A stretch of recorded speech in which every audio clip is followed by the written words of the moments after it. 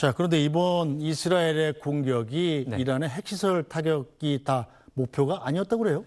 네, 세계적으로 보도가 되기는 네. 핵시설 타격만 집중적으로 네. 보도가 됐는데 이스라엘의 이번 작전을 총체적으로 보면 이란이 갖고 있는 재래식 미사일 전력을 크게 약화시키기 위한 아주 체계적이고 광범위한 공격이 이루어졌습니다. 이란이 지금 미사일을 한 달에 한 50에서 60기 정도를 생산할 수 있는 능력을 갖고 있다고 하는데 이스라엘과 미국 정보기관들이 그 판단하고 있는 바로는 중국의 협조를 얻어서 내년에는 한 달에 한 300기 정도의 미사일을 생산할 수 있게 증산하려고 한다고 합니다. 네. 그러면 1년에 한 3,400개 정도의 네. 미사일이 늘잖아요. 그렇죠. 그게 3년, 5년, 10년이 되면 이스라엘 입장에서는 이제 방공망으로 그걸 막는다는 게 굉장히 힘들어집니다. 동시에 쏴버리면 한계가 생기죠. 이번에도 사실은 이스라엘 방공망이 열흘을 갈지 보름을 갈지 모른다. 그렇기 네. 때문에 이스라엘도 아마 공습을 일단 빨리 끝낼 거라는 얘기가 돌았는데 만약에 이란이 갖고 있는 미사일이 10배, 20배 늘어나게 되면 그때는 이스라엘도 감당이 안 되거든요.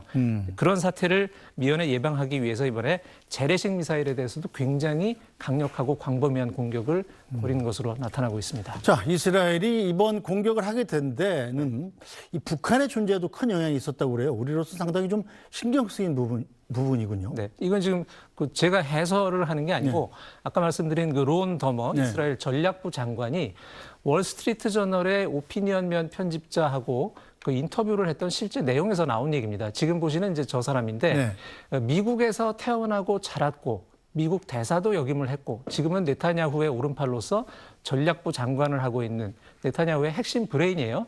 저 네. 사람이 그 인터뷰에서 뭐라고 얘기를 했냐면 텔아비브, 그러니까 이스라엘에서 가장 큰 도시죠. 텔아비브를 서울처럼 만드는 것이 이란의 전략이다. 그 얘기는 뭐냐면 그 북한이 서울을 그 재래식 그 방사포의 화망 아래 두고 여차하면 서울을 불바다로 만들겠다고 협박을 하면서 북한이 공격당하지 않게 시간을 끌어오지 않았습니까? 이란도 똑같은 전략을 갖고 있기 때문에 그 이란의 미사일 전력을 무력화하지 않으면 결국은 시간을 이란이 마음대로 쓸 수 있게 되고 결국 이란은 핵무장을 하게 될 것이다. 그러면 이스라엘은 점점 더 궁지에 몰리게 된다. 그렇게 될 때까지 그냥 기다릴 수는 없었기 때문에 우리가 이번에 나서서 핵시설도 폭격하고 미사일 전력도 공격을 하고 그렇게 한 것이다라고 얘기를 하고 있습니다. 자, 그런데 이란이 진짜 역사 속에 페르시아 아닙니까? 네. 어마어마하게 큰 나라고 네. 중동에서는 군사 대국이었는데 그렇죠. 어떻게 또 이스라엘한테 이렇게 당하는 처지가 된 거죠?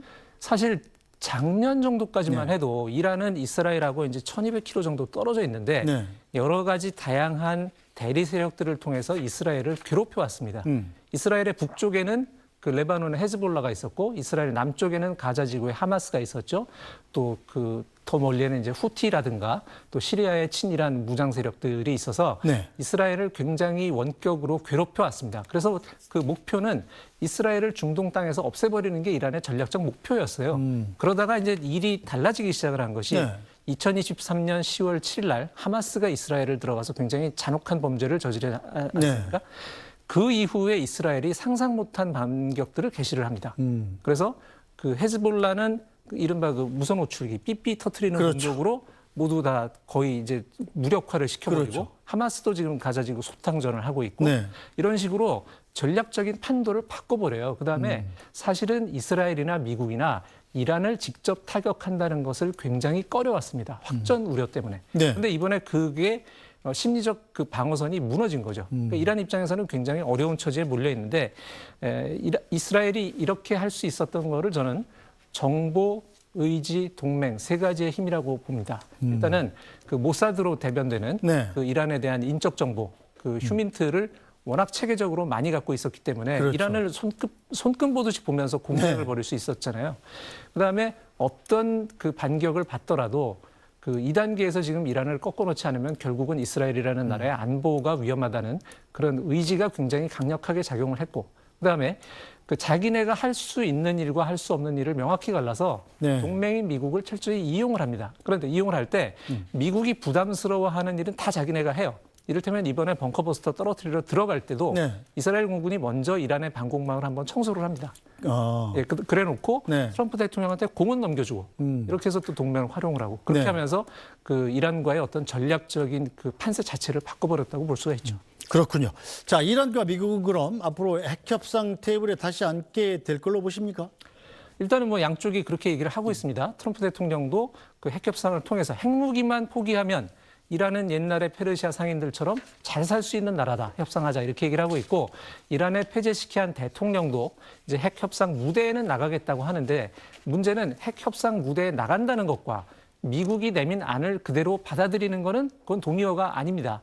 이란은 그렇죠. 여전히 네. 무기화는 몰라도 좌우한 핵을 농축해서 평화적으로 쓰는 권리는 갖겠다는 것이고 트럼프 대통령은 현재로서는 그렇게 해줄 생각이 없어 보이거든요.